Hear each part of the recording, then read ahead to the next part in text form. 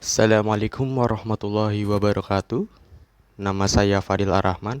Saya dari kelas 11 IPA 2. Pada kesempatan kali ini saya akan membuat video untuk menyampaikan sebuah materi yang berisikan yaitu resensi. Apa itu resensi? Resensi adalah hasil pembahasan serta penilaian yang pendek mengenai suatu karya tulis. Resensi buku adalah kegiatan membaca, memahami, menguasai, menganalisis, mengevaluasi, dan mengungkapkan keunggulan dan kelemahan sebuah buku sebagai informasi untuk orang lain. Nah, tujuan resensi masih erat kaitannya dengan pengertian resensi yang merupakan sebuah ulasan. Maka tujuan resensi tidak lain adalah untuk menyampaikan ulasan atau penilaian terhadap suatu karya agar dapat diketahui oleh banyak orang. Nah, berikut tujuan resensi secara lebih luas. Yang pertama, membantu pembaca atau penikmat karya untuk mengetahui gambaran dan penilaian dari sebuah karya secara luas, secara lebih ringkas dan mendalam. Yang kedua, membantu pembaca atau penikmat karya untuk mengetahui kelebihan dan kekurangan suatu karya. Yang ketiga, membantu pembaca atau penikmat karya untuk mengetahui latar belakang dan alasan mengapa sebuah karya dibuat. Yang keempat, menguji kualitas karya untuk dibandingkan dengan karya sejenis lainnya.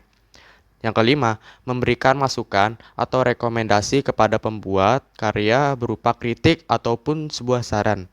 Yang keenam, mengajak pembaca untuk turut berdiskusi karya yang diulas atau diresensi. Yang ketujuh, memberikan informasi dan pemahaman secara komprehensif mengenai karya yang diresensi. Beberapa manfaat yang dapat diperoleh dari suatu resensi.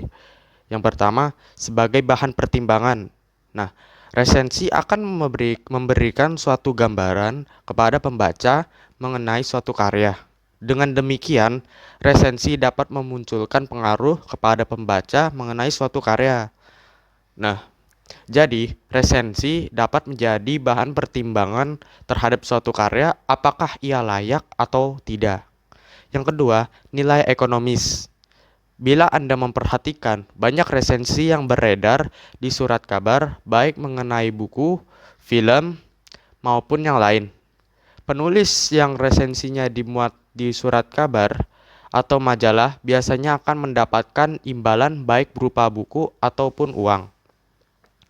Beberapa surat kabar mungkin akan memberikan honor kepada penulis, sementara penerbit buku akan memberikan buku lain secara gratis. Dan yang ketiga, sebagai sarana promosi. Nah, karya yang biasanya diresensi biasanya merupakan karya yang masih tergolong baru.